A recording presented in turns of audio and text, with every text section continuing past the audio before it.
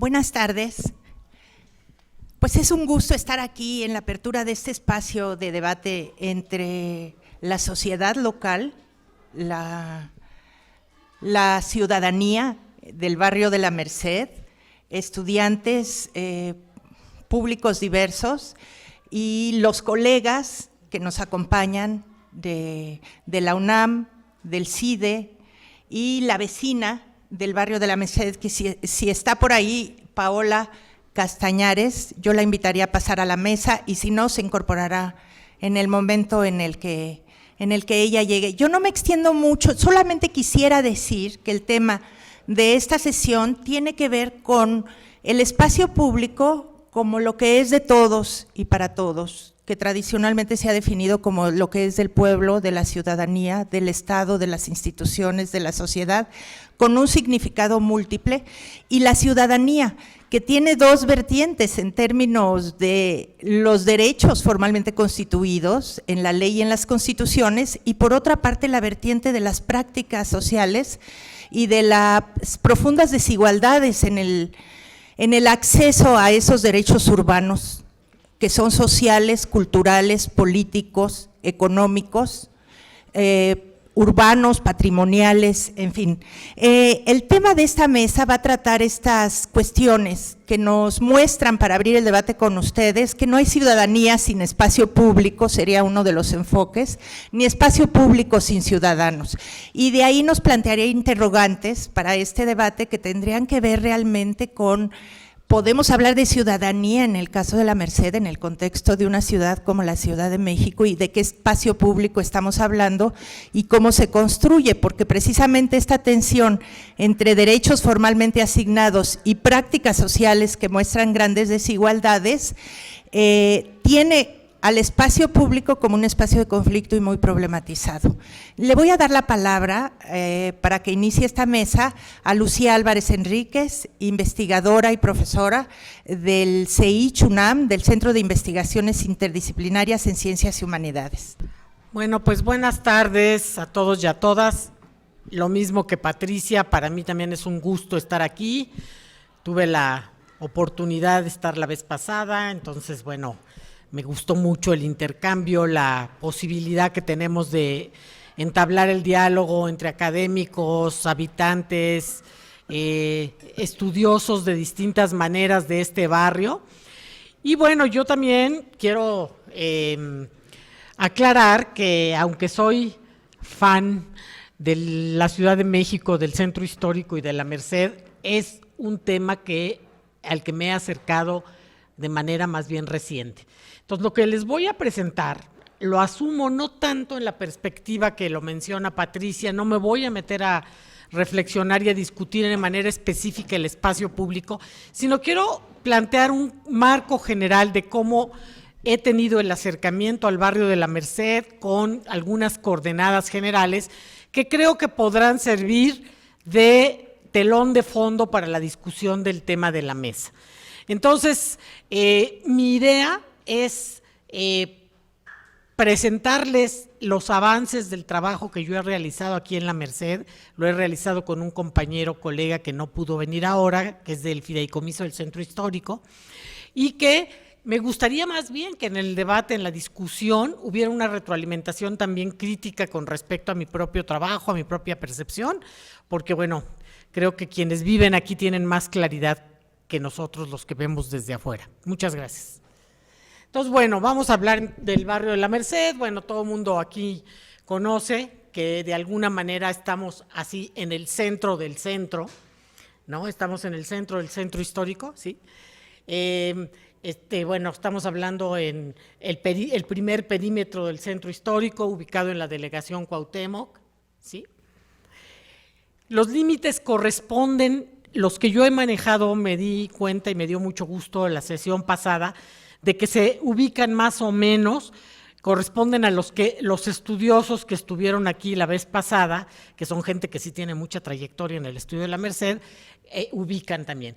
Aclaro que estoy hablando del barrio antiguo de la Merced, o sea, donde estamos enclavados. No voy a hablar de toda la Merced, no voy a hablar de los mercados, ni de la parte que está posterior a Circunvalación, sino del barrio de aquí.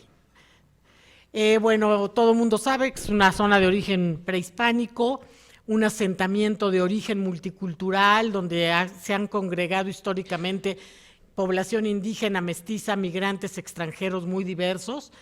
Una zona también que concentra un alto porcentaje del patrimonio monumental del centro histórico y que tiene, por definición, una fuertísima vocación comercial desde la época prehispánica. Bueno, aquí tienen algunos de los, las imágenes, yo creo que las vamos a pasar un poco rápido, nada más para que, del ejemplo del patrimonio que hay aquí, ¿no? Bueno, aquí podemos distinguir algunas características, que es una zona que concentra al mismo tiempo centralidad y marginalidad, cosa extraña, ¿no? Pero la hay aquí en este barrio, ¿no? Coexisten realidades discrepantes desde población con intereses muy diferenciados, donde confluyen habitantes, comerciantes y muchos usuarios, a diferencia de otras zonas de la ciudad. Es una zona de concentración de grupos marginales, de comercio informal, indigentes, trabajadoras sexuales, diableros, etcétera, con índices del desarrollo humano bajo y muy bajo, con vivienda tendencialmente más bien precaria y con, bueno, altos niveles de degradación urbana, ¿no? Fuertes problemas sociales que han caracterizado a este barrio desde épocas muy añejas, desde los estudios más antiguos que tenemos. Se ubica como una zona de altos índices de violencia, inseguridad, drogadicción y trata de menores. Bueno, aquí ejemplos nada más, ¿no? Si quieres leer.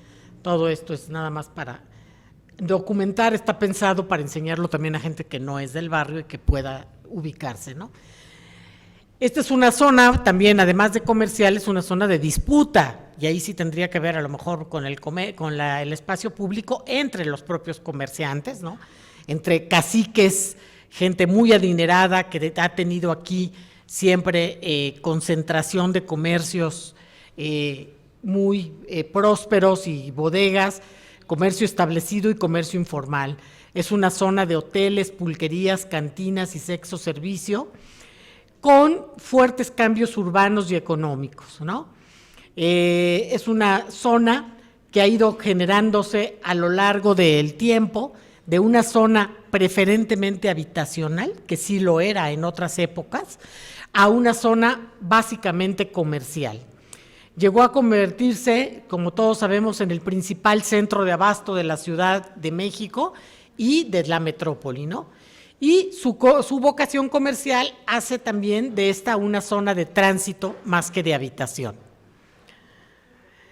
Bueno, aquí tenemos algunos de los lugares emblemáticos, las pulquerías, ¿no? Los corredores peatonales, y datos muy específicos, bastante recientes y puntuales. La superficie calculada de este barrio en este perímetro que estamos mencionando es de 44.34 hectáreas y actualmente cuenta con datos del 2010 con cerca de 8,237 personas. La mayor parte de su población, más de la mitad, es mayor de 25 años, aunque hay una tendencia clara al envejecimiento de la población. Menos de la mitad de su población es población económicamente activa y en las 2 últimas décadas se ha mostrado una tendencia clara hacia la reducción de los residentes y al aumento de la vivienda desocupada. Estos son datos importantes, están documentados con datos de INEGI, esto sí lo quiero resaltar, que se corresponden junto con la siguiente característica, que hay una tendencia al costo de la vivienda, todo lo cual nos hace presumir, ¿no? Aunque sea un tema bastante polémico, de que hay tendencias al menos claras de gentrificación. Eso sería una de las cosas que vamos a discutir más adelante. Sí, adelante, por favor.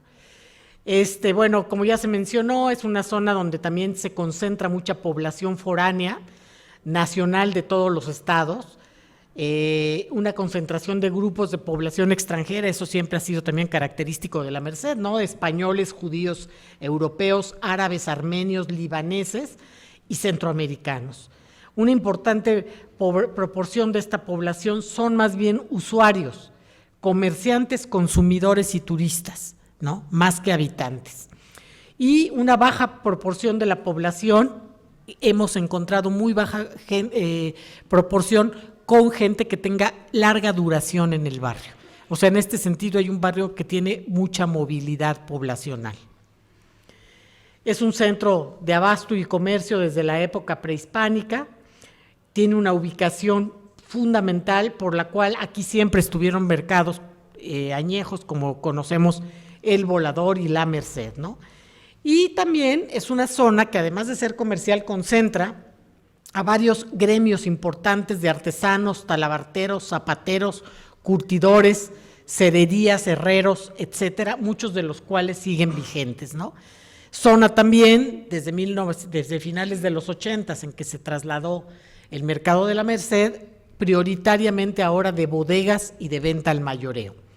Hay una concentración también de centros comerciales a través de tiendas especializadas y de departamentos.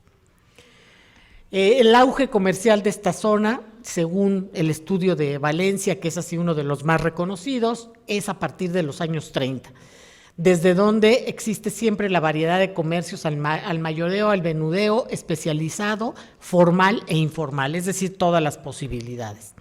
Muchos comercios ligados a los espacios habitacionales, eso todavía existe muy claramente, ¿no? Comercios afuera con vecindades o zonas de departamentos adentro. Existencia de monopolios comerciales de ciertas familias tradicionales, y lo tenemos muy claro con los niños dioses, por ejemplo, pero también con las papelerías, etcétera. Y a pesar de este auge y de esta vocación muy vigente, ha habido un decaimiento de la actividad comercial a partir de 1982, donde, bueno, sabemos todos que se construye la central de abastos y hay un desplazamiento fortísimo de la actividad comercial para allá. Sí. En este sentido, bueno, no me voy a detener aquí, todos los giros que podemos encontrar aquí son verdaderamente múltiples y diversos, aquí tienen algunos de ellos, aquí tenemos, bueno, ustedes los conocen perfectamente, ¿no? Mercerías, enseres, chiles secos, etcétera, etcétera, ¿no? Que son todos los que le han dado identidad al barrio y los que lo han hecho un centro de atracción muy importante para los consumidores. En términos de equipamiento, es una zona que, a pesar del abandono que ha tenido en general y de la depredación que mencionábamos al principio, cuenta con 5 escuelas primarias y una secundaria, un museo, una biblioteca pública, un centro de actualización de profesores de la UPN, 3 plazas o parques, una casa de la cultura, bueno, que en realidad es un centro cultural, que es donde estamos ahora, y pues una institución de primer nivel, que es la Suprema Corte de Justicia de la Nación, ¿no? Por las características de la zona, que es más bien de usuarios y de paso y de actividad comercial que de habitantes, yo he encontrado que es una zona con escasas tradiciones comunitarias. Esto es parte de lo que me interesa que discutamos, ¿no? Con poca vida comunitaria y con la existencia de tradiciones ligadas más bien al comercio, a la religión, y yo diría, aquí se me pasó comentar, a las fiestas cívicas tradicionales, 15 de septiembre, etcétera, ¿no? Hay una religiosidad popular, efectivamente, pero está completamente concentrada en la fiesta de las parroquias a los santos patronos. O sea, no existe, como en otros barrios históricos populares de la ciudad, la fiesta del barrio, ¿no? Existe la fiesta de la Merced, pero esa está en los mercados y se fue con los mercados al otro lado, no aquí en el barrio. Entonces hay estas fiestas que son más bien básicamente organizadas por las iglesias, con colaboración sí de vecinos, pero que no son fiestas propiamente comunitarias. A pesar de que hay una gran cantidad de iglesias católicas, bueno, también es una zona de presencia de los nuevos cultos, como la Santa Muerte, San Judas Tadeo, y aquí me faltó San Charbel, ¿no? Dentro de las tradiciones que más detectamos que existen y que sí sobreviven, bueno, está la del Niño Dios, que como todos sabemos se refiere a la venta de figuras, ropa y accesorios, pero que curiosamente la mayor parte de los comerciantes de este giro no son del barrio, sino que vienen de fuera. Sin embargo, es algo de lo que sí le da identidad, aunque sea por 3 días, al barrio en el mes de marzo, ¿no? De marzo o de febrero, no, de febrero. Está la fiesta de la Semana Santa, que hacen la visita de las 7 casas, las fiestas patrias, el Día de Muertos y los Reyes Magos. Esas serían las fiestas que yo tengo identificada a partir de las entrevistas que hemos hecho a los vecinos. Sí. Bueno, aquí tenemos algunas, ¿no? Bueno, esta sí es fiesta de la Merced, en septiembre de 2013. Los Niños Dioses, el Día de la Candelaria. Ajá. El culto a San Judas Tadeo en pleno centro peatonal de aquí, altar a la Santa Muerte y a San Judas Tadeo, aquí tenemos. Y bueno, ahora sí tocando el tema que aquí se ha mencionado, el de los espacios públicos, bueno, lo que también detectamos es que realmente es un barrio con muy pocos espacios públicos. El gran espacio público del barrio, sin duda, es la calle. Y la calle, sobre todo, ha adquirido este espacio en los últimos años, que varias de estas calles se han vuelto peatonales, se han cerrado al tránsito vehicular y por lo tanto se vuelven zonas de tránsito peatonal, de convivencia y de encuentro, ¿sí? Están aquí los corredores de Santísima, Alhóndiga, Talavera y Topacio y el corredor Roldán principalmente. Las plazas públicas que todos conocen muy bien, los centros culturales, que es como que es un espacio público declarado, ¿no? Y centros educativos como las escuelas primarias y la secundaria número 1, que también de alguna manera hacen las veces de un espacio de confluencia de los distintos sectores, de festividades, etcétera. Aquí tenemos algunos otros de los que estoy mencionando, la Plaza de la Aguilita, pues emblemática, ¿no? Son los espacios públicos reconocidos aquí del barrio, ¿no? Ahora, a partir de estas características, a nosotros nos ha interesado mucho escudriñar en cuál es el arraigo que la gente que vive y habita en la Merced, bueno, que ya sabemos que no es lo mismo vivir que habitar, ¿no? O sea, el habitar son los que permanecen en el barrio durante el día, pero que no, literalmente no duermen aquí, no tienen su domicilio, pero que pues hacen su vida mayoritariamente en el barrio. Entonces, el arraigo que nosotros identificamos en ellos está depositado en cuestiones muy concretas. Uno es la actividad comercial propiamente, como identidad del barrio, donde muchos vecinos son también comerciantes o consumidores natos. Otra es la convivencia que reconocen los habitantes y usuarios con la gente conocida, el tener claro con quién se habita y tener relación con ellos, ¿sí? O sea que sí hay en ese sentido un reconocimiento de los vecinos, de los cohabitantes, etcétera, como gente del barrio. Otros habitantes o usuarios nos han reportado que la existencia de un bullicio vital, ruido y movimiento que son característicos del barrio representa también parte de lo que ellos identifican como su identidad. La existencia de ciertas actividades de convivencia, como las de que ya mencionamos, las fiestas populares, la iglesia, generan de una u otra manera una vida de barrio. La participación en las fiestas populares y existen, sobre todo en las últimas décadas, el rescate puntual de leyendas y mitos locales que ha quedado en manos voluntarias de actividades o promotores de la zona. Por ejemplo, nosotros conocimos a uno que no sé si ustedes lo identifiquen, pero que es una agente histórica del barrio que se llama Germán Argueta, que es uno de los que ha promovido la edición y difusión de un librito que se llama Mitos y Leyendas de la Merced, ¿sí? Bueno, entonces, hablando del arraigo, nos fuimos también a preguntar acerca de la organización social que existe en el barrio, ¿sí? Todo esto porque estamos indagando cuáles son las características de la vida comunitaria en la Merced. Y lo que nos encontramos es que realmente las formas de organización y participación son bastante escasas, ¿sí? Paradójicamente, ha habido una baja reacción a las políticas públicas en relación a los proyectos de rescate del centro histórico, ¿sí? No ha habido momentáneamente reacciones, pero que no permanecen en el tiempo y que no han generado una resistencia a estas políticas públicas, ¿no?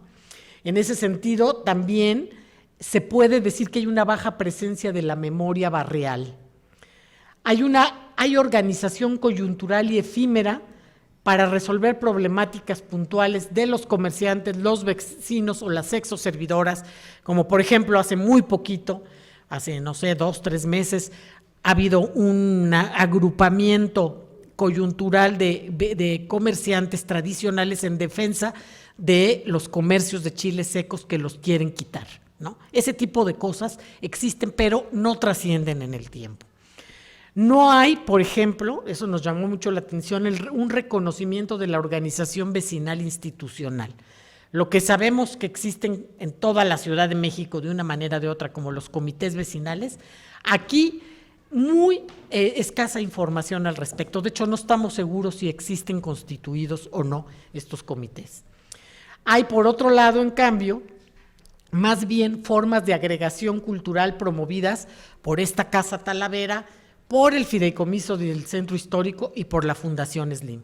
Paradójicamente, estos 3 ámbitos, uno institucional, bueno, 2 institucionales y el otro privado, han sido unos de los que los propios habitantes identifican como los convocantes de la actividad gregaria del barrio, ¿sí? En ese sentido, también se pueden reconocer que hay algunas organizaciones de comerciantes que son las que participan de diversas maneras en la organización de las actividades populares y festivas. Ahora, otro tema interesante que también ha sido emblemático del barrio y estigmatizador del mismo históricamente, es este de la seguridad. Siempre se ha dicho que la Merced es un barrio básicamente inseguro, violento, agresivo. Y lo que podemos identificar con datos también muy recientes, no solo institucionales del INEGI, sino también de algunos estudios académicos, que bueno, los delitos más comunes que se identifican son el de robo a casa habitación, robo a transeúntes, robo a vehículos, robo a comercios, homicidios, delitos sexuales, más bien relacionados con la violación y bueno, algunos otros dispersos. Estos delitos, si bien permanecen, están documentados y hasta cuantificados, hay una tendencia en los últimos 2 censos a decrecer de estos delitos, ¿sí? Ahora, ante todo esto que yo estoy mencionando y ante la cuestión sustantiva de que estamos hablando de un barrio, otra vez, emblemático, histórico, fundamental para la historia de la Ciudad de México, ha habido, y además que está enclavado en el propio centro histórico, ¿no? Ha habido en los últimos años, últimos 20 años probablemente, bastante atención o preocupación de la parte institucional por tratar de intervenir el barrio.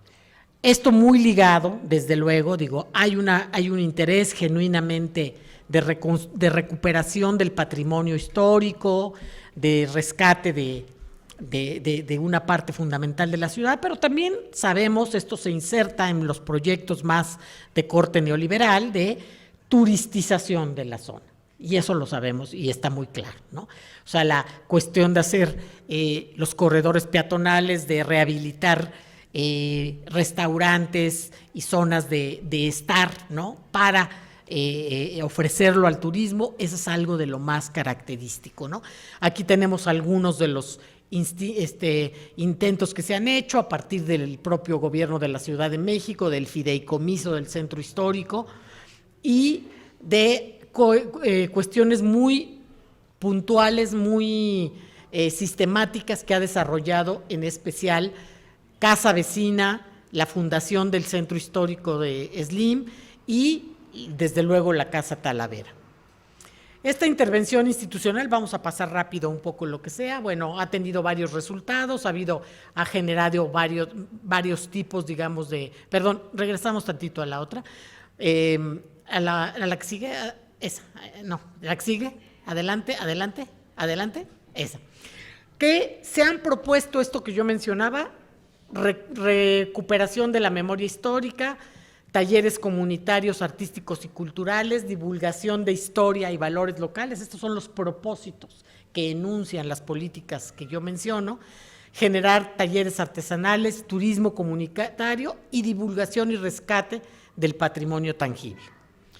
Entonces, en ese sentido, bueno, aquí hay, por ejemplo, todas estas señalizaciones, etcétera, son parte de estos, ¿no? La peatonalización, la señalización, las luminarias, etcétera, vienen a ser parte de estas cuestiones, ¿no? Hay algunas intervenciones o intentos de intervenciones en viviendas como esta, que está aquí muy cerca, a partir del INVI, ¿sí? Ahora, bueno, esto no los pasamos, porque realmente no importa mucho. Bueno, aquí son ejemplos de lo que se ha hecho a partir en el metro, cómo se difunde toda esta cuestión de la Merced, cómo hay el rescate del comercio popular, o eso se dice, ¿no? La cuestión de los niños dioses. Y llegamos a una parte ya casi final, ya voy a terminar, donde nos ha interesado de manera particular ver cuál es la percepción de la ciudadanía que vive y habita la Merced con respecto a todas estas acciones.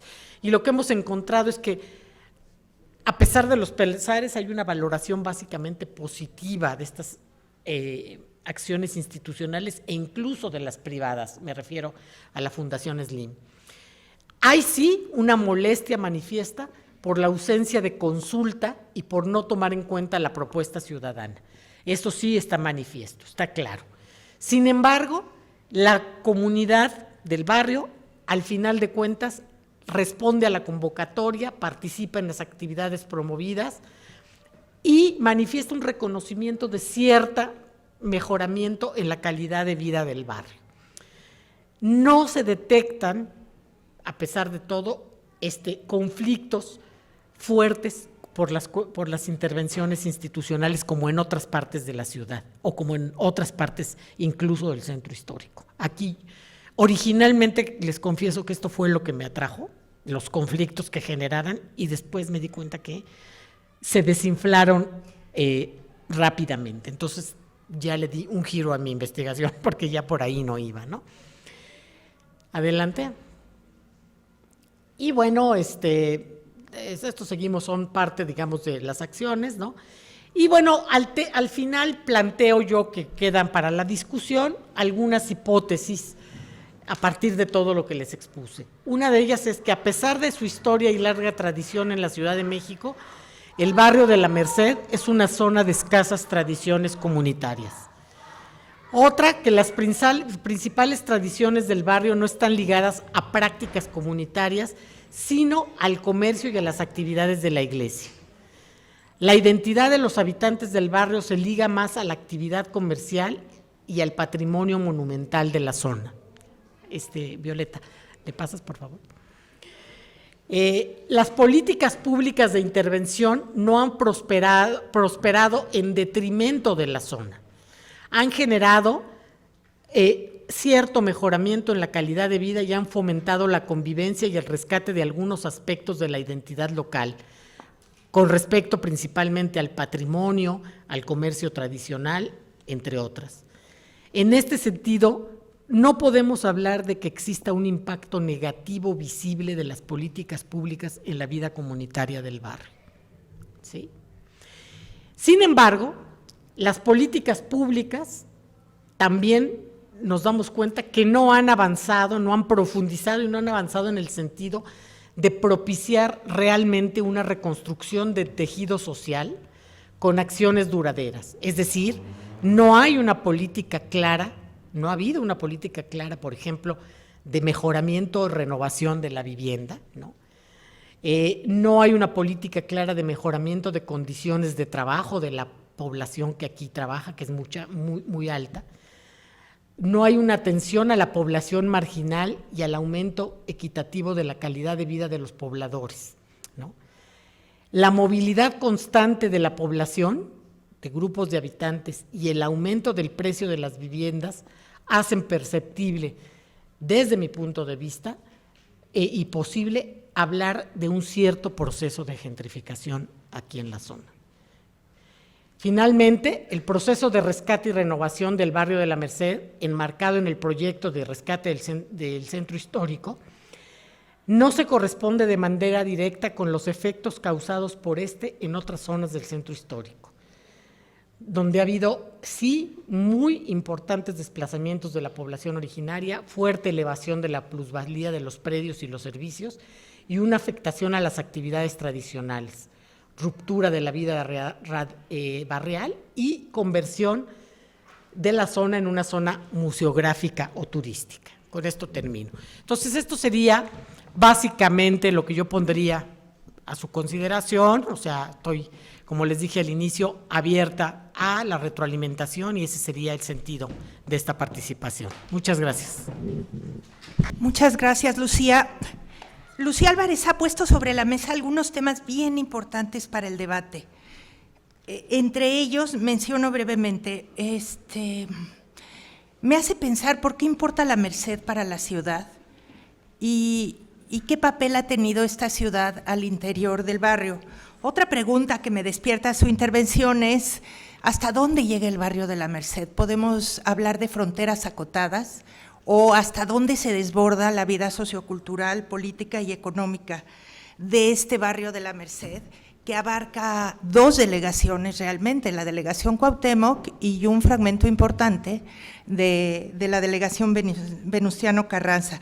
Pero bueno, lo que muestra es que es esencialmente un lugar de trabajo. El tema del trabajo, no solo en el perímetro que ella elige trabajar, sino en la Merced ampliada, en la Merced histórica, digamos, no con las delimitaciones político-administrativas o del fideicomiso, es un lugar históricamente que se construye a partir de prácticas de trabajo muy distintas, muy diversas, dentro de la legalidad y dentro de las dos entrecomilladas ilegalidad. Prácticas muy distintas. Otro aspecto que ella muestra, que yo categorizaría de esa manera y ella nos dirá, es el proceso de desmovilización social que sufre la Merced en los últimos 30, 40 años. Previo a eso, el centro histórico había perdido el 70% de su población y cambia la morfología social. Hubo una serie de movilizaciones previas y de organizaciones comunitarias que fueron poco a poco perdiendo fuerza tanto de trabajadores, etcétera. Y bueno, el proceso de desmovilización ha llevado a que actualmente, en efecto, la realidad, tal y como ella lo muestra, es que, bueno, ¿dónde está la comunidad de la Merced en términos de organizaciones formales? ¿Verdad? Un último aspecto al que ella se refiere es el tema de la molestia local y comunitaria. ¿Cuáles son esas razones y qué problemas existen que ustedes nos pondrán también sobre la mesa en términos de la esencia de este barrio, que es el tema del trabajo, el tema de la vivienda, siendo que el 64% de la vivienda en general en la zona es vivienda en renta? Realmente la vivienda en propiedad nos lleva a pensar en quién es dueño de la Merced en términos de la propiedad privada y de esta relación público-privada.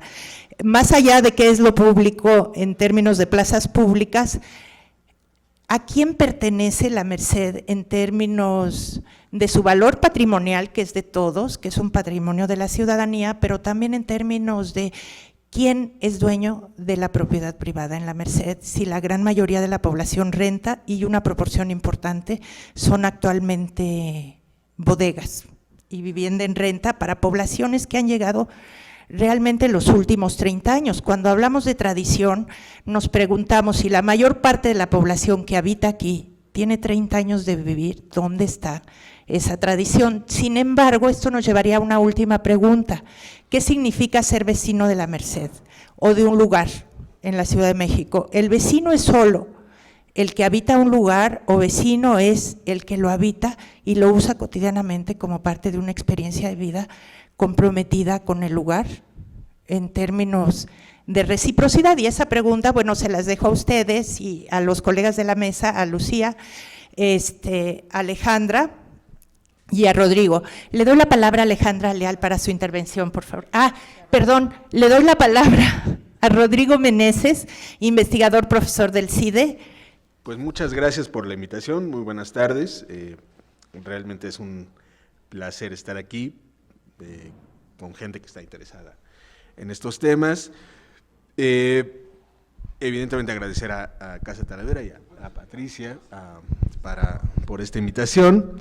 Y bueno, a mí me gustaría comenzar justo discutiendo algunos de los supuestos de los que ha planteado Lucía Álvarez, porque precisamente mi presentación está estructurada en un sentido totalmente opuesto. En primer lugar, voy a partir de 3 supuestos, ¿no?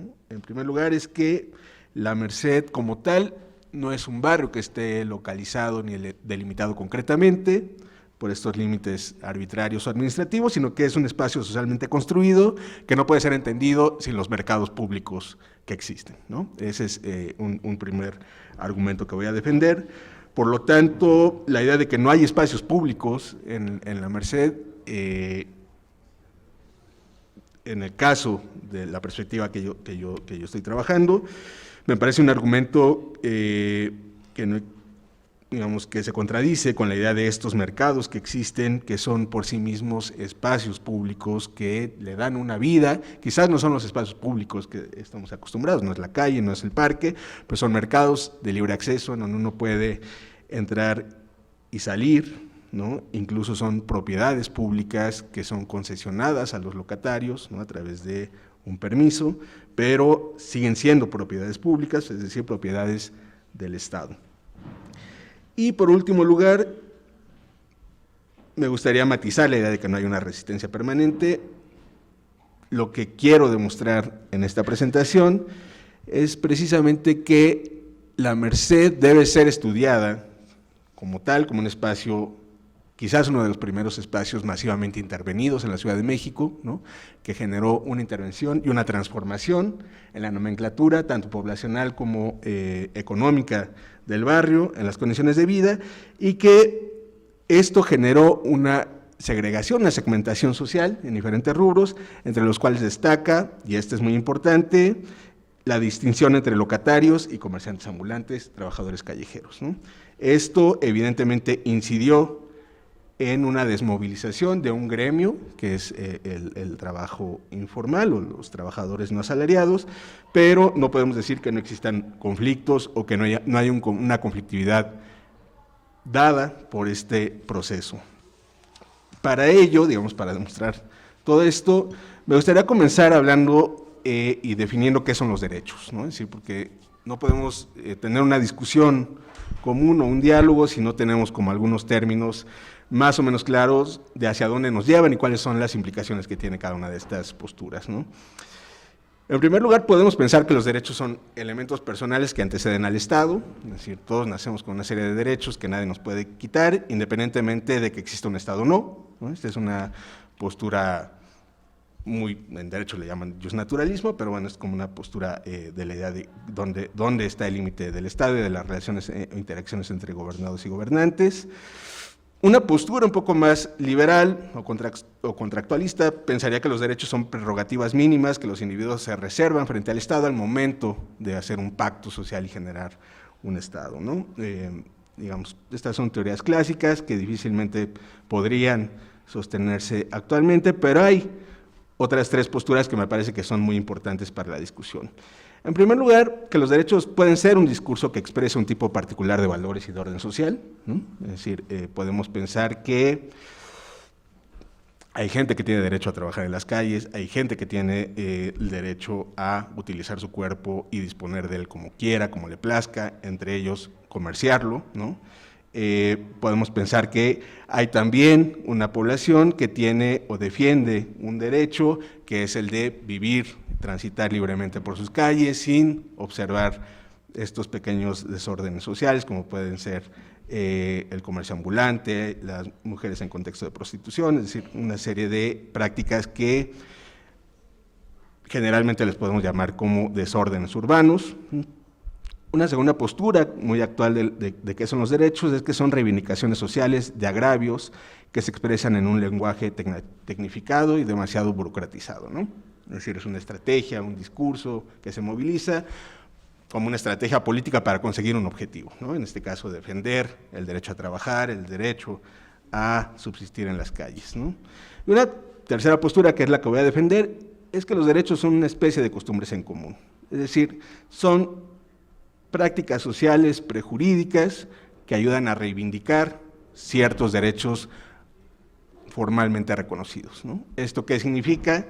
Que antes de que existiera un reglamento de mercados, hubo un reglamento de comercio semifijo y ambulante, y antes de eso no había nada, ¿no? Simplemente había disposiciones administrativas, oficios, cartas, que hasta principios del siglo XX era lo que regulaba el comercio callejero en la Ciudad de México, ¿no? Entonces, conviene preguntarnos quién moviliza esas prácticas reivindicatorias, ¿no? Es decir, quién moviliza el discurso de los derechos y para qué, ¿no? Y ahí viene un punto muy importante.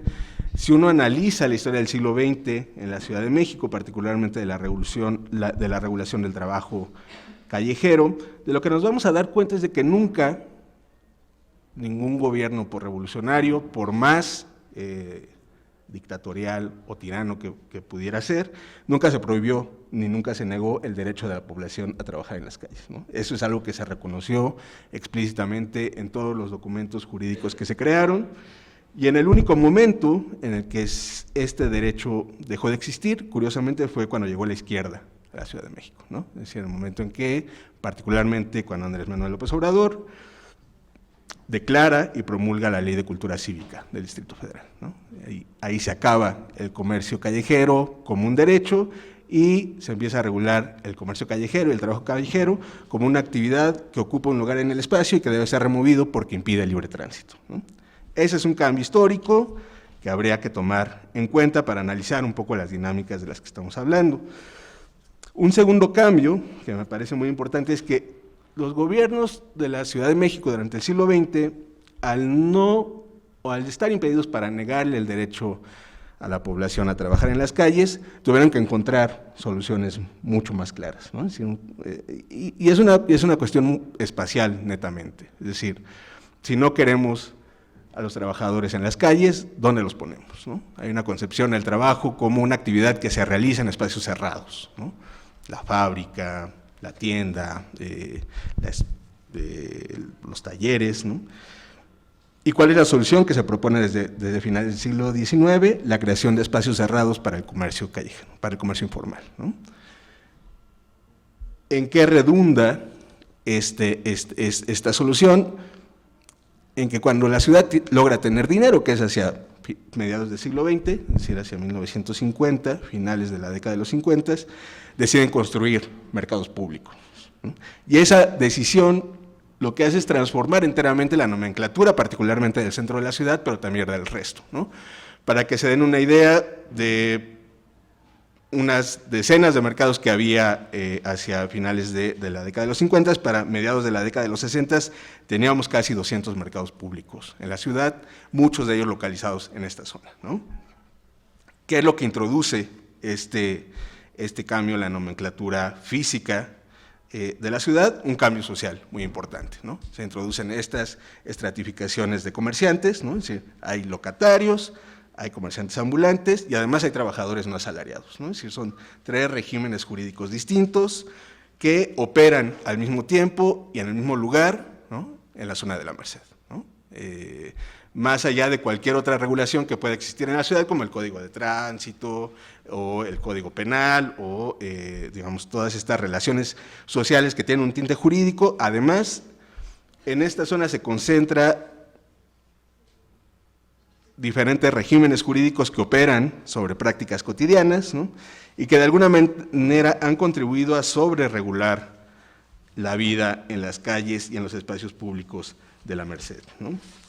Sin embargo, los límites de estas disposiciones y de esta sobreregulación no han sido siempre claros, ¿no? ¿Esto en qué ha derivado?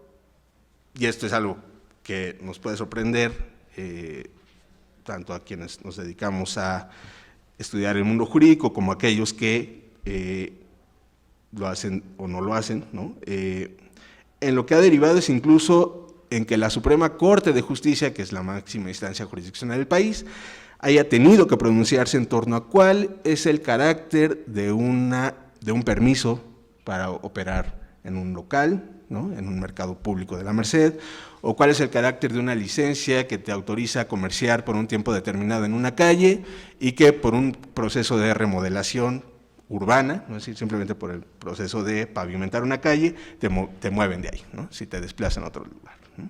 Entonces, esto de alguna manera nos habla de los procesos, digamos, de productividad jurídica que generan este tipo de conflictos, pero sobre todo nos habla de cómo se ha movilizado esta especie de, lo que yo le llamaría una sobreregulación de la vida cotidiana, que de alguna manera ha establecido límites y pautas dentro de las cuales las personas que viven aquí deben vivir su vida, ¿no? Y cuando me refiero a las personas que viven aquí, no me refiero solo a los habitantes, me refiero a los comerciantes, a los locatarios, a los trabajadores no asalariados que diariamente operan y trabajan en esta zona, ¿no? Me parece que en esa lógica, digamos en una lógica de más largo plazo, de una revisión sociojurídica de corte histórico de lo que ha pasado en la Merced, de lo que podemos ir a encontrarnos son algunas respuestas a las hipótesis que ya planteaba Lucía, ¿no? Es decir, si lo vemos desde una perspectiva contemporánea, actual, podemos bien diagnosticar que en el barrio no hay movilización, que no hay espacios públicos, que hay mucho desorden, pero si lo vemos desde una perspectiva histórica, lo que podemos ver es que eso que hoy estamos viendo es el resultado de una serie de intervenciones gubernamentales que han tenido como fin último la Merced, ¿no? Y en ese caso, yo diría que muchas de estas intervenciones habría que revisarlas o analizarlas como intervenciones que han tenido un éxito bastante rotundo, digamos, en la zona, ¿no? Esa es, digamos, la hipótesis que a mí me gustaría trabajar o poner sobre la mesa o platicar, evaluarla con ustedes, ¿no? Entonces, un poco para cerrar, no quisiera extenderme mucho más porque me parece que hay más intención de que haya una participación activa de ustedes como público, ¿no?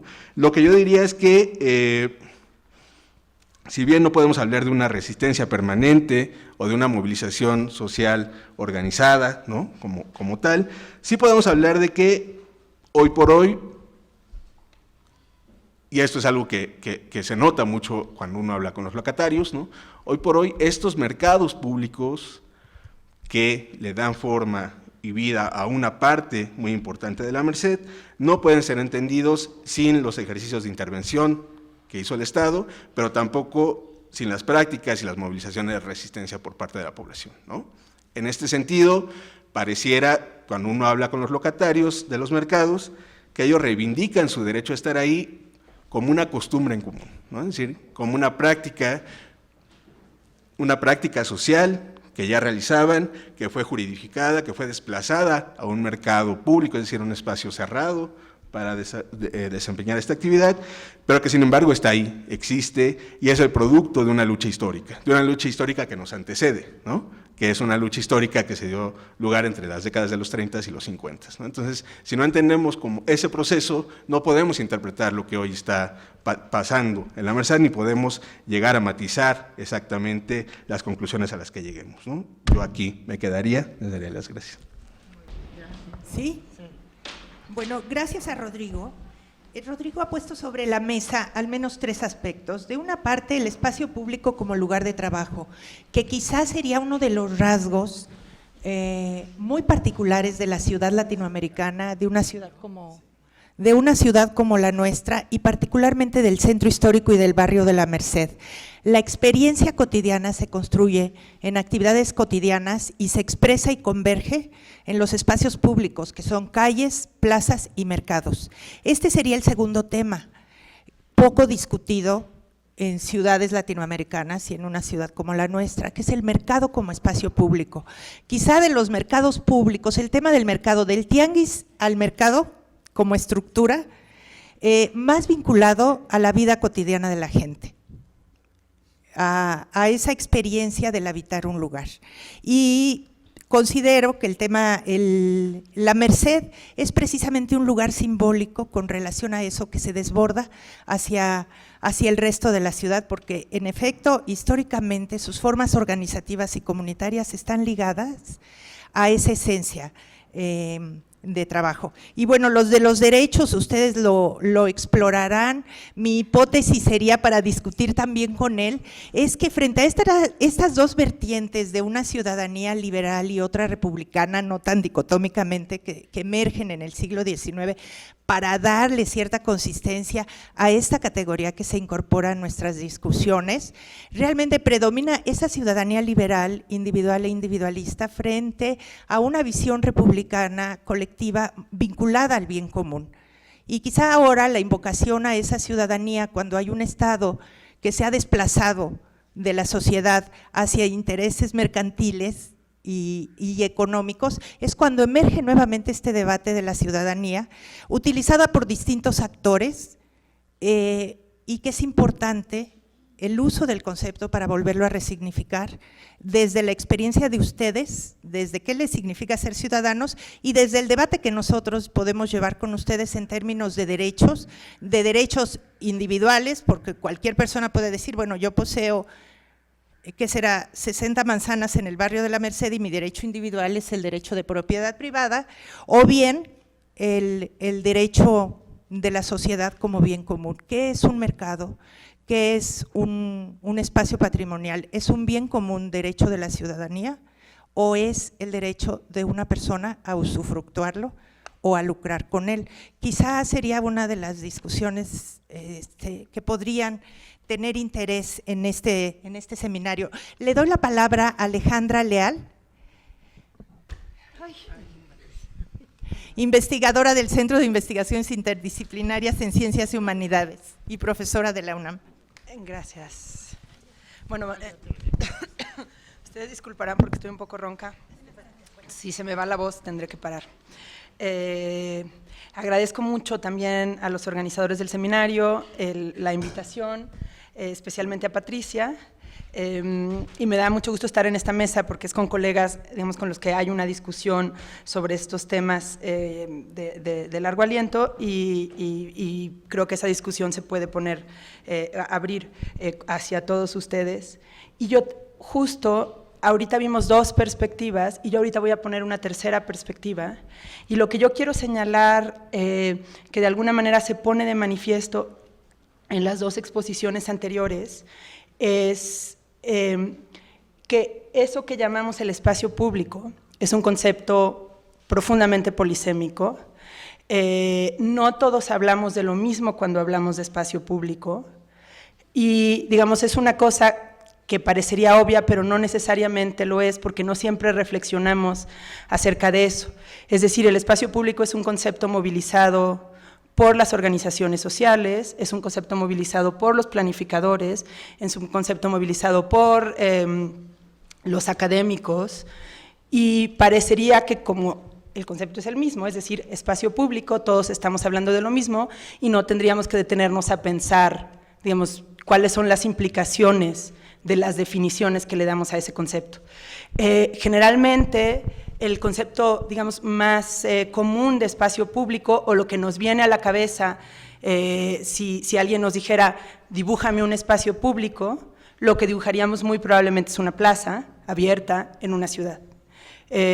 ¿No? Entonces hay esta idea de espacio público como un espacio físico, que digamos que está abierto y que es de uso común a todos los que pueden pasar por él. Pero por otro lado, a esa dimensión, digamos, física de espacio público, generalmente se le superpone una definición un poco más normativa que habla o que piensa al espacio público como un espacio de encuentro, digamos, como un espacio de encuentro con lo diferente y como es un espacio de encuentro con lo diferente, entonces es un espacio, digamos, que fortalece o que promueve y fortalece la vida democrática. Y aquí tenemos entonces dos dimensiones, digamos, es una dimensión física, pensar en el espacio público como digamos, como lo que está abierto en la ciudad, básicamente las calles y las plazas, y pensar y superponer a esto una dimensión normativa, que es que entonces en las plazas y en las calles tiene lugar un encuentro con lo diferente y entonces a partir de ahí nos construimos como ciudadanos y fortalecemos nuestra vida democrática. Pero en realidad, digamos, no hay, una es una cosa física y la otra es una dimensión normativa de lo que nos gustaría que fuera el espacio público, pero no necesariamente es un concepto descriptivo, ni mucho menos es un concepto histórico. Y quiero yo poner eso sobre la mesa porque creo que, digamos, cuando estamos discutiendo, tanto como académicos como usuarios de los espacios, tener claro de qué estamos hablando, porque hay toda otra dimensión de lo público que tiene que ver con el Estado, como lo decía Patricia. Digamos, estas cosas Patricia las ha trabajado mucho, que es el mercado es un espacio público no solamente porque es un espacio abierto, digamos, a todo aquel que quiera entrar a comprar, sino porque es un espacio del Estado, que el Estado regula, etcétera, y entonces pensaríamos, digamos, en un hospital público como un espacio público, no solo porque es público, sino porque es del Estado, y entonces ahí se abre digamos, se complejiza la definición de lo público. Y bueno, yo en mi trabajo no trabajo la Merced y no, en realidad, conozco la Merced solo como usuaria y paseante, e incluso así la conozco poco, pero he trabajado en otras zonas del centro histórico, justamente tratando como de escudriñar de qué hablamos cuando hablamos del espacio público. Me imagino que todos estamos familiarizados con el proyecto de revitalización o rescate del centro histórico, que ya va para 15 años, que ha tenido diferentes facetas, digamos que empezó desde la administración de Andrés Manuel López Obrador, fue continuada con Ebrard y después en la administración Miguel Ángel Mancera. No voy a entrar en detalle con ese proceso, pero sí una de las cosas que quiero señalar es que, digamos, en los discursos que han ido alrededor de estos proyectos de revitalización y rescate, han ido acompañados de una idea de rescatar el espacio público. Entonces, digamos, esta idea del espacio público está en el centro del proyecto de renovación. Generalmente en esos proyectos ha habido una idea de espacio público sí como un espacio físico, es decir, lo que queremos rescatar son las calles, las banquetas y las plazas, el Zócalo, por supuesto, y lo queremos rescatar de la informalidad, digamos, el deterioro, etcétera. Entonces ha habido como una especie de idea de recuperar el espacio público, físico, digamos, de aquellos que lo han, y digamos, el término no es mío, el término es un término que circula y que seguramente ustedes habrán leído en la prensa, habrán escuchado en conversaciones, que es de aquellos que lo han secuestrado. Esto tiene que ver con el cambio histórico que dice Rodrigo, digamos, de ver al comercio ambulante como, digamos, como una actividad que se tiene que regular, que a lo mejor se tiene que quitar de las calles, pero que es una actividad legítima, trabajar, a ver el comercio ambulante como una, digamos, como una falta a la cultura cívica de la ciudad, que se da, digamos, a partir de la expedición de la Ley de Cultura Cívica en 2004 con Andrés Manuel López Obrador. Entonces, digamos, ante esta idea del espacio público que se moviliza en el concepto de renovación, en el proyecto de renovación, a mí me interesaba mucho pensar, bueno, entonces, ¿de qué estamos hablando? Digamos, ¿qué significa en este caso el espacio público? Y otra de las cosas que se moviliza en este discurso de remodelación y de recuperación del espacio público es, queremos recuperar el espacio público para todos, porque el espacio público es de todos. Pero en realidad ya vimos que no es de todos, porque hay prácticas que no, digamos, que no son dignas del espacio público. Entonces, en realidad, la construcción de todos ya lleva implícita una construcción de un otros que queda fuera de ese todos. Entonces, también, digamos, a mí lo que me ha interesado es más que asumir que se está dando o no un rescate del espacio público, es analizar, digamos, cómo se están movilizando esos términos, qué significan para distintos actores y digamos, cómo se utilizan para construir un cierto sentido del nosotros, que no podemos asumir como algo dado a histórico, ¿no?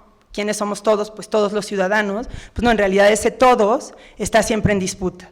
Y yo lo que quiero proponer es que, por lo menos en el centro histórico, el espacio público o la idea de rescatar el espacio público ha sido un elemento para construir un todos que construye a otro tipo de poblaciones como necesariamente y constitutivamente fuera de ese todos. Y además eso, digamos, no es una cosa que, digamos, que se moviliza solamente por los funcionarios públicos, los académicos, los urbanistas que han estado colaborando en estos proyectos de renovación, sino también por parte de los propios, digamos, habitantes del centro histórico. Hay una reproducción de esta idea del todos que me parece digamos, que hay que analizar y eso es una cosa simplemente que les quiero compartir, quiero poner sobre la mesa. Y la otra cosa que a mí me ha interesado del espacio público en el centro histórico, digamos, es la multiplicidad de significados que tiene este lugar, ¿no? Estamos hablando de la Merced, ahorita, digamos, en las presentaciones está clarísimo que la Merced es un espacio físico o social que está sobredeterminado, es decir, que tiene una multiplicidad de significados que lo trascienden por mucho y que es en ese sentido un espacio que es constitutivo del resto de la ciudad. Pero a la vez la Merced está en el centro histórico, que ya de por sí también es un espacio sobredeterminado, que también no es un espacio físico, es un espacio social, que digamos que tiene una multiplicidad de significados que también son disputados. Entonces a mí me interesaba pensar como en esa carga tan grande, simbólica, etcétera, que tiene el centro histórico, pero no solo eso, sino también que es un espacio, ahí sí pensando en el espacio físico, digamos, de unas características muy particulares y que solo encontramos, o que encontramos en pocas zonas de la ciudad.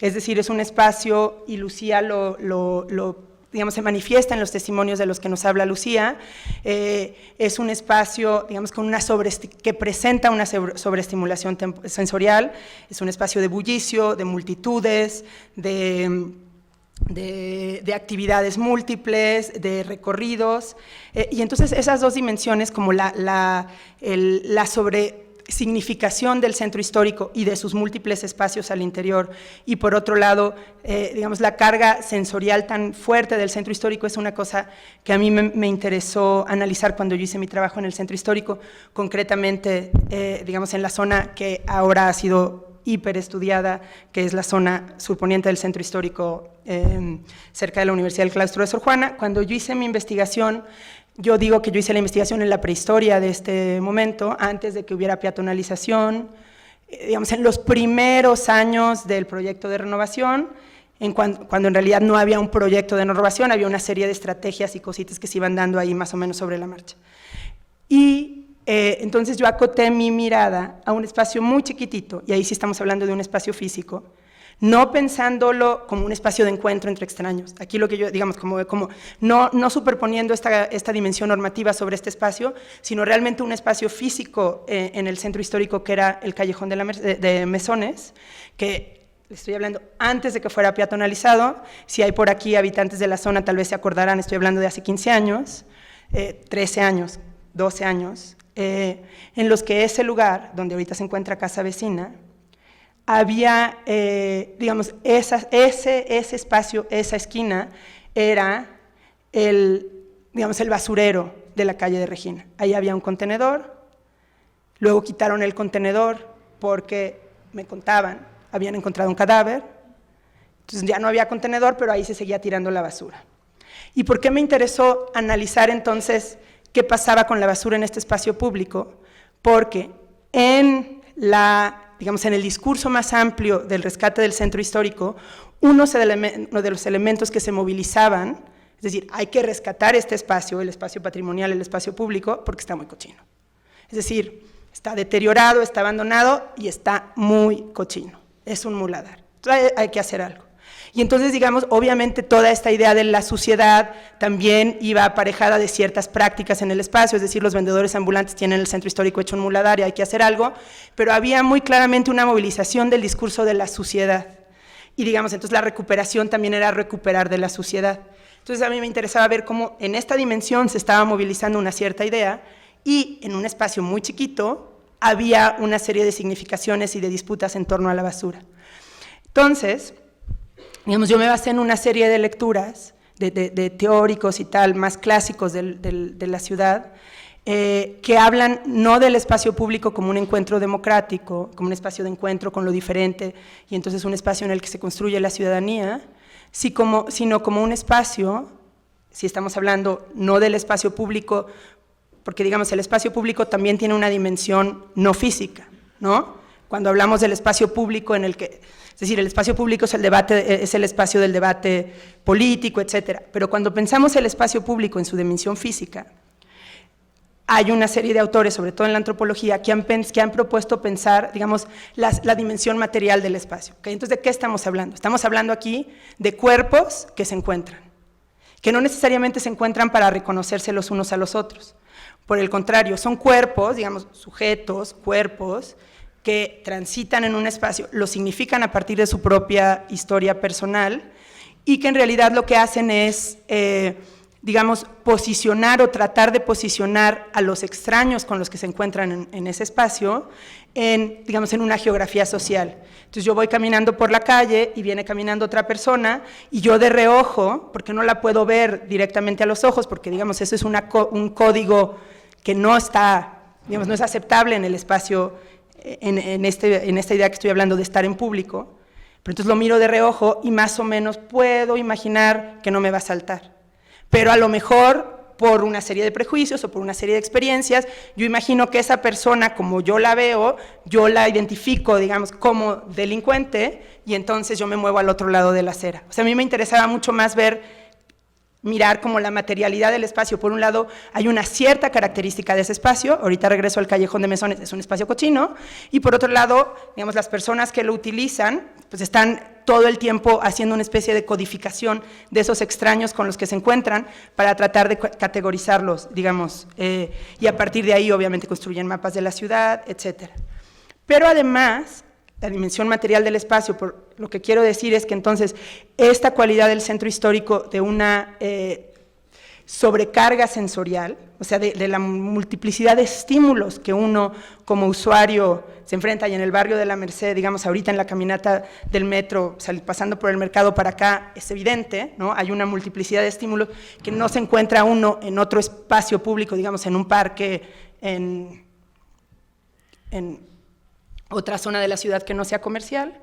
Entonces, la relación entre las características materiales del espacio, la manera en que los sujetos se encuentran físicamente en esos espacios y las cualidades que tienen esos espacios. Entonces, ¿qué pasaba, por ejemplo, con la idea de que el Callejón de Mesones estaba cochino?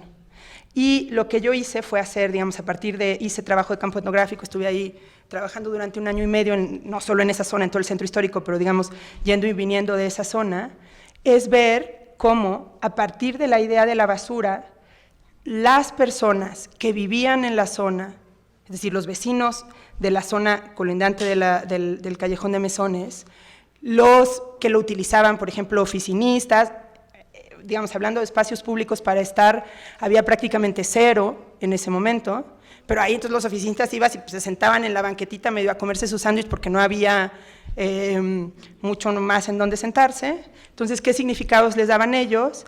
Y por otro lado, ¿qué significados le empezaban a dar a aquellos que venían llegando? Esos nuevos residentes que venían llegando en este proceso de renovación y que estaban, digamos, metidos en el proceso de la construcción de casa vecina, de la peatonalización del callejón. Y lo que encontré fue muy interesante, porque efectivamente, para todas estas personas se construía una geografía del espacio a partir de la basura.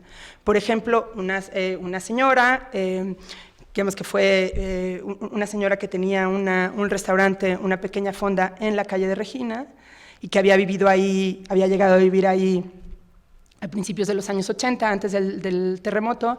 Sus hijas habían crecido ahí. Ella recordaba cómo, incluso si sus hijas iban a la calle de Mesones, les prohibía pasar por el Callejón de Mesones, porque era muy peligroso, y para ella, digamos, la basura significaba peligro. Entonces, digamos, las rutas que ellos establecían todos los días era ir hasta Isabel la Católica y darse toda la vuelta, porque no se podía pasar por el Callejón de Mesones. Entonces, la basura venía asociada a, digamos, una serie de nociones del peligro. Pero además, entonces, digamos, aquellos que estaban en el Callejón de Mesones, porque había teporochos, había vendedores de droga, narcomenudistas y tal, eran significados como externos al barrio, ¿no? Digo, no al barrio, porque no estamos hablando de un barrio, a la calle, No son de aquí, vienen de afuera. Entonces también la basura y la suciedad construían una frontera de quién está dentro y quién está afuera. Entonces, digamos, a partir de una cosa tan específica como, pero no, estamos hablando del mal olor, de la presencia del contenedor, de las bolsas, porque ahí estaban las bolsas todo el tiempo, se construían, digamos, geografías del espacio, y lo que yo quise analizar eran también geografías afectivas, o sea, quién pertenece y quién no pertenece, quién es parte de nosotros y quién no es parte de nosotros. Luego lo que pasó es que se renovó el Callejón de Mesones y se peatonalizó. Se construyó casa vecina y se peatonalizó el Callejón de Mesones, ¿y qué pasó? Que la gente siguió tirando la basura. Digamos, ¿por qué hacer el espacio en donde se tiraba la basura? También porque no había un buen sistema de recolección, ciertamente.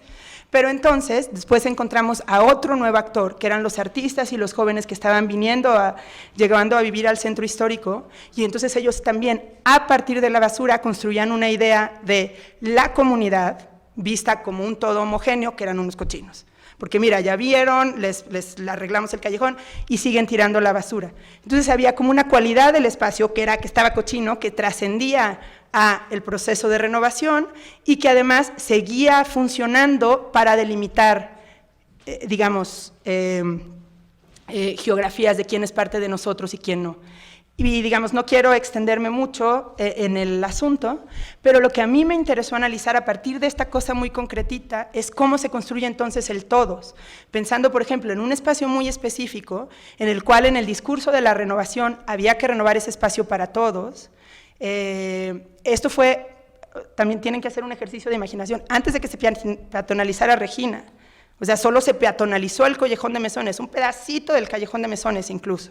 Y a partir de ahí se empezó a disputar quién era parte del todos. Entonces había diferentes usuarios que decían, bueno, todos somos los que habitamos aquí y nosotros no tiramos basura, los que vienen a tirar la basura son los cochinos de afuera, o no, nosotros los que vivimos en las vecindades de aquí no tiramos basura, los que tiran basura son los de las vecindades de allá. Pero luego digamos, estos nuevos actores que vinieron también a resignificar ese espacio, ahí construían no, los que son cochinos son todos los que vivían aquí antes. Y entonces, digamos, ¿quiénes somos todos? Para quiénes el espacio público es una cosa que nunca está dada y que valdría la pena seguir reflexionando. Lo pienso, por ejemplo, como les digo, yo no he trabajado el barrio de la Merced, no conozco cuáles son sus dinámicas, lo único que sé del barrio de la Merced es lo que se decía en esa zona, en que había como una especie de allá, y allá es 2 cuadras, digamos, estamos hablando de 3 cuadras, allá sí hay organización barrial, aquí no. En realidad luego sabemos que aquí tampoco hay organización barrial, pero en el imaginario era, no, la Merced sí es un barrio y ellos sí están resistiendo, nosotros no. Pero digamos, ese era mi único acercamiento a la Merced, cómo aparecía en la representación de las personas con las que yo estuve trabajando. Pero lo que yo quiero proponer y poner sobre la mesa es que en estos cambios materiales que ha habido en el barrio de la Merced, es decir, en la peatonalización de las calles, también valdría la pena reflexionar cómo entonces se resignifica quién es el todos y quién es el nosotros que puede habitar este espacio dignamente, porque en todas las narrativas que yo encontraba acerca de la basura en el Callejón de Mesones, había una idea de que nosotros sí somos los habitantes dignos, somos los buenos ciudadanos, y hay unos otros que son los cochinos. Ese todo se estaba moviendo continuamente y se estaba negociando, y yo creo que así se está negociando continuamente también, y yo creo, o sea, me atrevería a afirmar que la peatonalización trajo nuevas prácticas, nuevos imaginarios y nuevos elementos para la disputa, para la constitución de quiénes somos todos. Bueno, con eso termino y abro la discusión. Antes de darle la palabra a Paola, quisiera mencionar 2 aspectos para la discusión que me parecen especialmente importantes que menciona Alejandra, que tienen que ver con la construcción de lo público como espacio de todos y quiénes son esos todos como un cuerpo colectivo. Lo que a mí me hace pensar en esa discusión del siglo XIX, que hay autores que han trabajado del buen ciudadano y el mal ciudadano. El buen ciudadano es el que se porta bien, el obediente, el institucional, si es posible, oficial, hombre de familia, y el mal ciudadano es el que tira basura, el que se rebela, el que transgrede las reglas y el que no acepta ciertos cambios. Esa sería una línea que yo vería en la discusión que nos conecta mucho con el qué nos significa ser ciudadanos en la construcción de lo público en el barrio de la Merced. Otra cuestión que ella misma muestra en su trabajo empírico, desde un enfoque socioantropológico que me parece muy interesante, es precisamente que no hay físico por un lado y social y político por otro, sino que lo físico es social, lo urbano, no hay intervención urbanística que no tenga, desde mi punto de vista, este sería un cuarto enfoque, una carga política y de interés económico, político, social e incluso cultural como prácticas distintas a las prácticas que le anteceden. Y no hay social sin espacio ni territorio, aunque estemos sentados frente a una computadora conectados con Taiwán, hay una dimensión distinta de la espacialidad y una forma de publicitación y de construir lo público, y en este sentido termino diciendo que lo público no es lo físico en términos como se ha reducido con la categoría rescate. ¿De quién rescatamos los lugares? Si lo público lo hace la gente y se define por los usos y significados que le asigna el vecino, la gente común, sin, digamos, sin más protagonismo que su vida cotidiana, entonces no hay espacio público sin actividades, sin uso, sin gente. Entonces realmente no hay físico, no hay espacio sin sociedad, ni sociedad sin espacio, a eso me refiero. Es algo totalmente articulado, pero que quizá particularmente desde las instituciones de planeación se ha visto rescatar el espacio físico. Quizá sería, me pregunto, para el buen ciudadano, para el que no va a tirar basura, para el que no va a vender en la calle, para el que no va a defender su derecho al trabajo, para que no haya esa problematización de la sociedad que produce ese sentido de lo público. Sí sé que se habla de una esfera pública como si fuera algo que está flotando sobre nosotros, pero realmente esa famosa esfera pública política se espacializa, y creo que eso es de lo que estamos hablando cuando hablamos de la ciudad y de derechos que se ponen en práctica como práctica social cotidiana al hacer espacio. El espacio, bueno, pues lo hacemos nosotros, este espacio de deliberación se está abriendo y deja de ser espacio de deliberación cuando el lugar quede vacío y vuelve a ser cuando lo volvamos a llenar, nosotros o a quien convoquen, a eso me refiero. Bueno, le doy la bienvenida a Paola Castañares, vecina del barrio de la Merced. Gracias.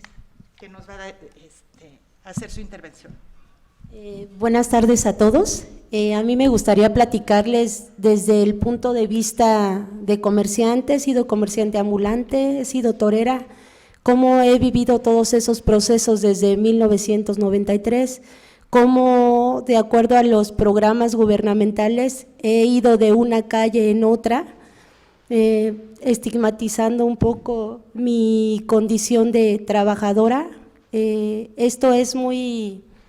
Este tipo de trabajos a mí me da mucho orgullo ser comerciante, pero aquí la cuestión es cómo poder defender toda esta globalización que se nos viene encima. Pues a veces yo creo que sería a veces es una como impotencia desde el punto de vista cómo la policía nos corretea, somos perseguidos, no sé. Pues yo creo que voy a dar comienzo a mi exposición. A ver qué. Buenas tardes, gracias. Estoy un poco nerviosa, pero ojalá les quede claro lo que pretendo plantear, ¿no? Gracias. Buenas tardes, pues me gustaría empezar. Yo he vivido los dos procesos desde 1993, pero habría que plantearse antes, como saber un poco la historia, ¿no? Cómo se ha ido desarrollando en el contexto latinoamericano desde hace 40 años. Se maneja un discurso de la conservación histórica para insertar a las ciudades en la economía global. En la realidad, el centro histórico de la Ciudad de México nunca ha sido considerado de esta forma, ni por la autoridad ni por la población.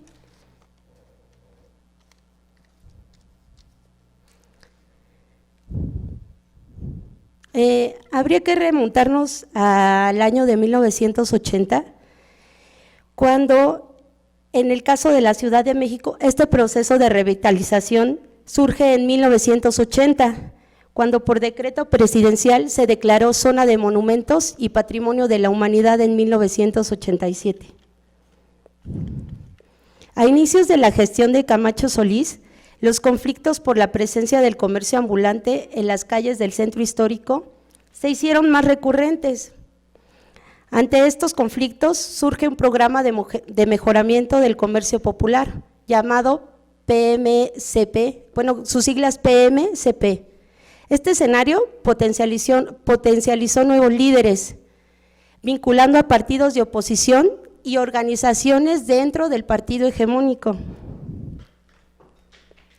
Adicionalmente, se fueron presentando nuevas formas de acción provenientes del sector empresarial para el enfoque de manera específica en la problemática del centro histórico.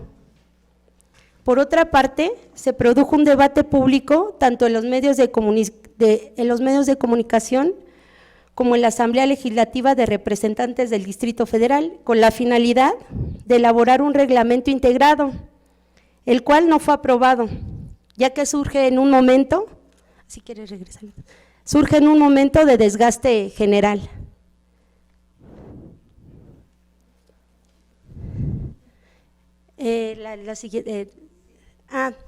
Pues ellas son algunas líderes que estaban en ese tiempo, cuando fue, bueno, yo estuve en algunas calles como Moneda. Yo trabajé de hecho con Guillermina Rico. Ella es Malena, de la calle Venustiano Carranza. Puedo decir que los líderes de antes eran, pues sí veían como humanos, ¿no?, a los que trabajábamos con ellos, sí nos veían nuestras necesidades, pues nos otorgaban espacios públicos sin esperar nada a cambio. Bueno, es lo que puedo decir, ¿no?, en mi experiencia personal. Estos conflictos se agudizan en 1989.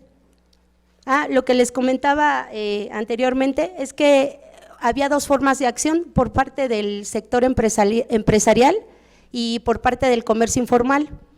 Se hizo un debate público donde se pretendía hacer un reglamento integrado, pero no funcionó porque estábamos en un momento de crisis económica, había un desgaste general, etcétera, ¿no?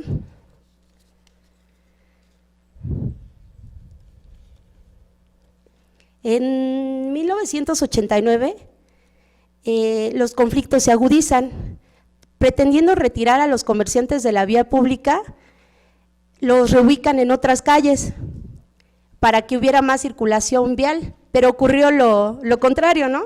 Fortaleció al comercio y a las organizaciones y por lo mismo su expansión.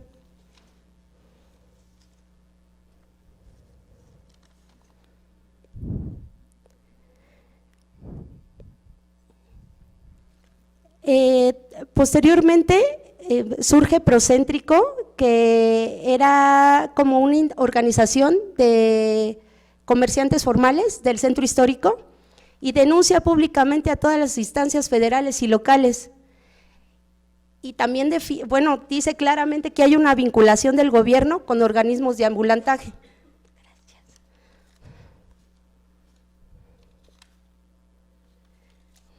Pues a la hipótesis que de alguna manera yo llegué, bueno, al rato voy a decir mis referencias, pero este es un dato muy importante. Se explora como una hipótesis que debido a la falta de claridad acerca de las reglas del juego que rige las relaciones entre las organizaciones de comerciantes ambulantes y Estado, donde hay represión pero al mismo tiempo tolerancia, pues digamos la informalidad se llega a un punto en que puede ser negociada, ¿no?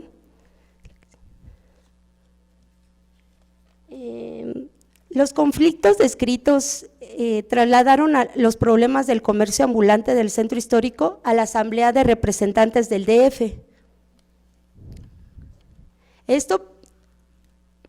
La Asamblea en sus siglas son ARDF, esto fue de 1988 a 1991, lo que fue un problema social se convirtió en tema público, o sea, ya se llevó a instancias gubernamentales. Pues también ahí se pretendía hacer audiencias para reglamentar el comercio ambulante.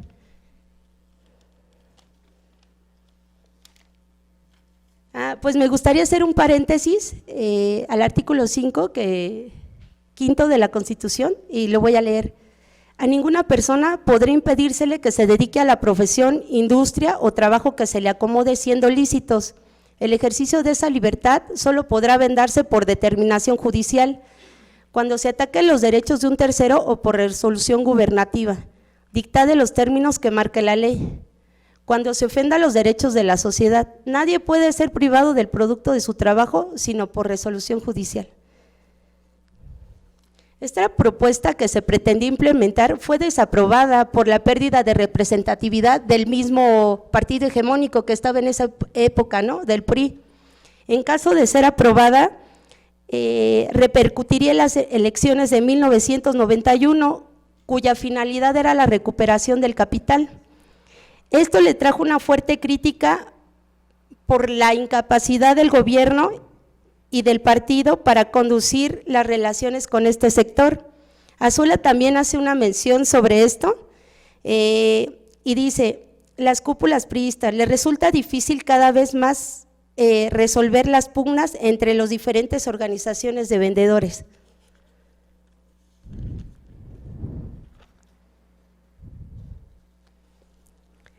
Esto permitió a su vez que por primera vez el comercio ambulante se movilizara para defender su actividad.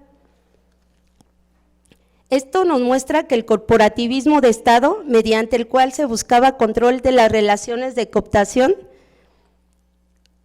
en las relaciones con la sociedad, si bien sirve para el control de las movilizaciones, también multiplica las oportunidades populares para avanzar políticamente. El asesinato de un pasajero del metro favoreció algo que pasó en esa época, asesinaron a un pasajero del metro y favoreció el tratamiento de la problemática como un asunto de seguridad pública, o sea, como eso lo utilizaron como un pretexto para que la fuerza pública se fuera en contra del comercio ambulante. Pues en esa búsqueda de la regulación del comercio ambulante, la Secretaría de Gobierno el 28 de febrero de 1992 hizo una reunión con delegados, con líderes de comercio ambulante, asociaciones civiles, Patronato del Centro Histórico, Canaco y Procéntrico. Llegan a una firma de acuerdos del retiro de comerciantes ambulantes y llegan también a la entrega de locales comerciales. Posteriormente, el 12 de julio de 1993, fue aprobada por la Asamblea Legislativa del Distrito Federal el bando para la ordenación y regulación del comercio en vía pública, donde se pretendía, se hizo, 27 centros de comercio popular y la reubicación de 10,000 comerciantes. En la primera etapa se hizo un censo, un mapeo a través de 120 concertadores, donde se llegó a un proceso de concertación de firmas, adhesión de las organizaciones de los comerciantes ambulantes. De julio a noviembre de 1992 se llevaron a cabo 1,186 reuniones. Pues miren, esa es la zona que de alguna manera pues se vio, pues sí, ya no se permitió el comercio informal. Pero también podríamos decir que el comercio entre 1995 y 2003 aumentó en un 53%.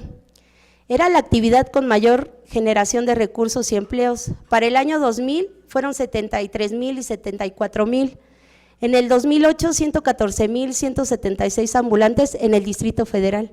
O sea, que quiere decir, ¿no?, que ha crecido esa actividad, que de alguna manera la gente de ese trabajo pues recibe ingresos, ¿no? Es la única forma de sostenerse. Para Para entre el año de 1993 y 1995, las plazas construidas por el PMCP pues reflejan bajas ventas, elevadas cuotas en créditos otorgados y los comerciantes regresan a las calles. Para 1995 regresan más de 3,500 comerciantes ambulantes.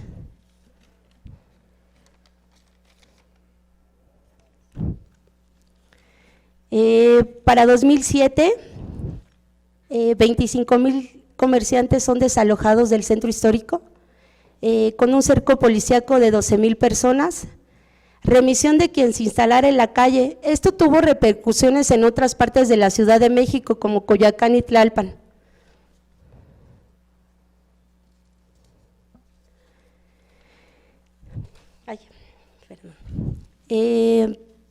La recuperación del centro histórico, pues, se pretendía hacer desde los años 60. En 2002, una serie de inversiones públicas y privadas, como todos sabemos, pues Carlos Slim pertenece al Consejo Consultivo para el Rescate del Centro Histórico. Estos proyectos de recuperación, pues, son públicos y privados. Aquí pues se desecha un poco el discurso de la conservación del patrimonio histórico, ¿no? Porque en ese tiempo Carlos Slim adquirió 64 predios en el Zócalo. Yo no me imagino, cuánto cuesta cada predio, ¿no? Es muy, pues, no, sí, ¿no? Ahí yo desecharía de que quieren conservar los espacios históricos, el patrimonio, cuando vemos toda esa desigualdad, esa inequidad. Bueno, aquí yo quería hacer una comparación este es el Consejo Consultivo de la Merced. Como podrán ver, pues hay un jefe de gobierno, un secretario de gobierno, secretario de Desarrollo Urbano y Vivienda, pero no hay representación de la Merced. Como veíamos anteriormente, en el Consejo Consultivo que pertenece Carlos Slim, pues tampoco había representación del comercio o alguien que pudiera de alguna manera defender los derechos, ¿no?, de las personas que trabajaban en esos espacios.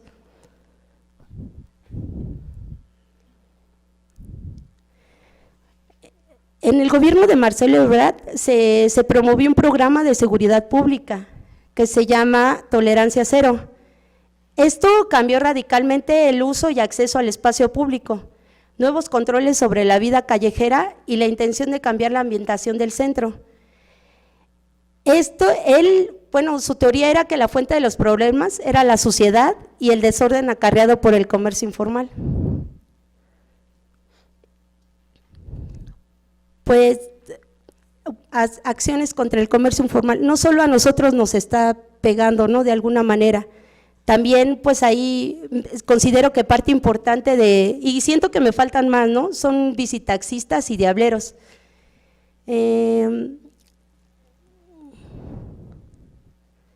Los gobiernos actuales enfocan su trabajo y sus acciones a sectores medios, a sectores empresariales, a un proyecto de recuperación urbanística.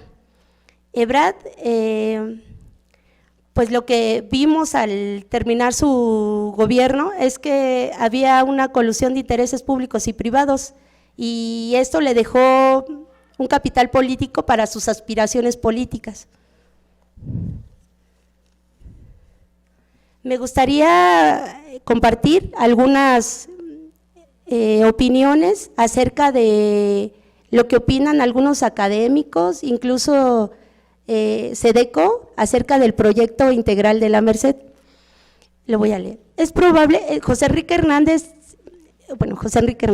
es probable que el proyecto esté acompañado de una limpieza social, como lo ha sido el rescate del centro histórico. A los chavos de la calle ni siquiera se les permite atravesar. Madero, los elementos policíacos tienen instrucciones de prohibir que transiten, ya no digamos pedir limosna.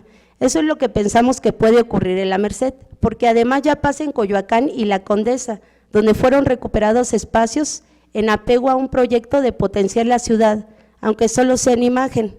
Lo que ocurre es que solo se oculta la pobreza. Héctor Castillo y Ricardo Tena son académicos de la UNAM y del Politécnico. Si el proyecto quiere tener éxito, debe de considerar a los diferentes actores de la zona, no solo a los comerciantes establecidos, sino una larga lista de grupos sociales, entre los que están quienes viven en los límites de la legalidad y la ilegalidad.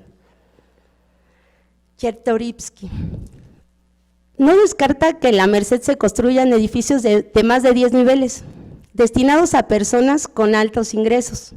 Eso sería posible, sobre todo en la cara que da los ejes viales. Son zonas donde sí se puede haber densificación sin problema. Pues en este trabajo o en este conjunto es una propuesta de alguna manera de autogestionarnos como comunidad de la Merced, y pues eso sería como un ejemplo de lo que podríamos hacer sin, o sea, la pretensión que tengo es como hacer algo, una autogestión, pero horizontal.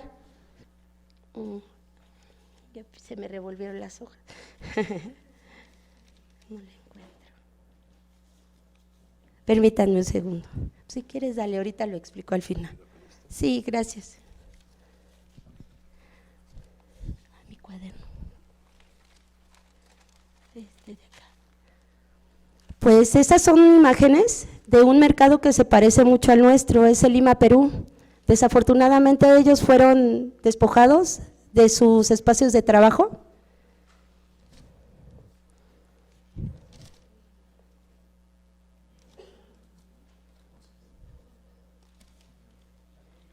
Y pues me gustaría leer como un texto que encontré que me hizo favor de pasarme una amiga, que tiene que ver con ese mercado precisamente, que dice: el actual reino de la mercancía y del dinero avanza limpiando calles y barrios y tratándolas como población excedente, como si fueran simples objetos inservibles, convirtiendo los espacios en mercancías.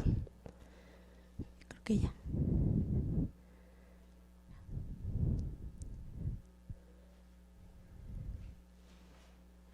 Y pues eso es todo por mi parte. Gracias.